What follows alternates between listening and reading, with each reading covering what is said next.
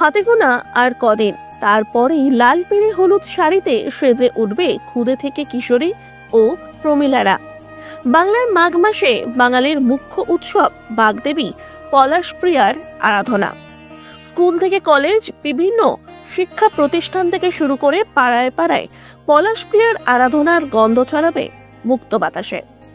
কোথাও সাবেকি রূপে, আবার কোথাও থিম ভিত্তিক সাজে সেজে উঠবে পলাশপ্রিয়া। তেমনি ডানকুনির 12 নম্বর ওয়ার্ডে বৃহৎ প্রতিমা সৃষ্টিতে শিল্পীরা প্রায় 27 ফুটের সাবেকি আনায় প্রতিমা সেজে উঠছে একটু একটু করে। ভোরের আলো কমিটির পরিচালনায় ও উদ্যোগ ও তদারকিতে ভোরের আলো কমিটির পরিচালনায় উদ্যোগ ও তদারকিতে পৌরপিতা দিলীপ কয়াল। এ বিষয়ে দিলীপ কয়ালের কথায়, এর আগে হুগলির কোথাও এমন বৃহৎ আকারের বাগদেবীর মাতৃ প্রতিমা তৈরি হয়নি, আমরাই প্রথম।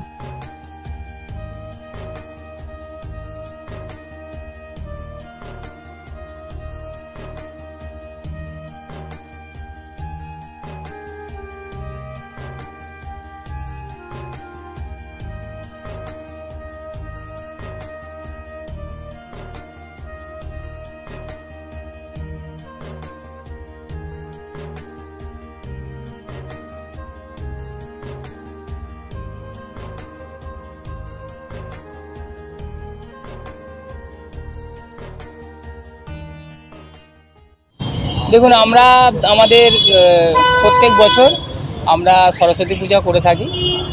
এবছরে আমরা ভাবলাম যে আমরা মানুষকে একটু চমক দেব, আর সেই চমকের মধ্যে আমরা বড় আমাদের যে সরস্বতী প্রতিমা, সেই সরস্বতী প্রতিমা আমাদের এই দিল্লি রোড চৌমাথা ডানকুনির 12 নম্বর ওয়ার্ডে আমরা আমাদের যে ভোরের আলো যে পরিচালনায়, অর্থাৎ যে কমিটি আছে, সেই কমিটির উদ্যোগে আমরা আজ এবছরে বিশেষ আকর্ষণ হিসাবে আমাদের বড় প্রতিমা প্রায় আপনার 25 থেকে 27 ফুট আমাদের এই উচ্চতার প্রতিমা হচ্ছে। দেখুন, আমরা অন্যান্য যে পূজা আছে তাতে আমরা দেখেছি যে অনেক বড় বড় ঠাকুর হয়েছে, সেখানে অনেক মানুষ সমাগম হয়েছে, দৃষ্টি আকর্ষণ হয়েছে। আমরাও চেয়েছি আমাদের এই হুগলি জেলায় আমরা যতটুকু জেনেছি যে সেইভাবে বড় হয়ে ওঠেনি। আমরা এইখানে সেই চমকটা দেবার জন্য ভাবনা চিন্তা সকলের সহমত দিয়ে এবং সকলের উদ্যোগে চমক দিতে চাইছি আমাদের এই ভোরের আলোর পরিচালনায় যে কমিটি, তাতে। এবারে বাজেট রয়েছে এবারে পুজো, আমাদের এবছরের পুজো বাজেট হয়েছে আপনার 5 লাখ টাকা।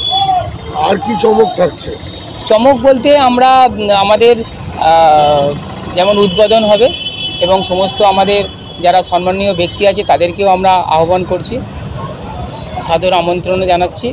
এবং দ্বিতীয় দিনকে আমাদের যেমন পূজা আছে, তৃতীয় দিনকে আমাদের সাংস্কৃতিক অনুষ্ঠান, অঙ্কন প্রতিযোগিতা আছে।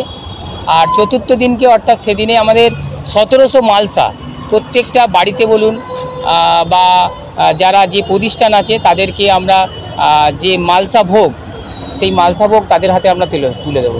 কবির হিসাবে আমি তো খুব ভালো লাগছে যে আমরা তো আগে এত বড় করতে পারিনি, আর আমরা সকলে মিলেই করছি। দিলীপ যে এত উদ্যোগ নিয়েছে, এই উদ্যোগের মধ্যে যদি এত বড় হয়, সকলে আসবে, সেটা সকলে দেখবে, কত সুন্দর আবহাওয়ার সৃষ্টি হবে, কত ভালো সকলের সঙ্গে ব্যবহার হবে, এটাই আমাদের কাম্য থাকবে।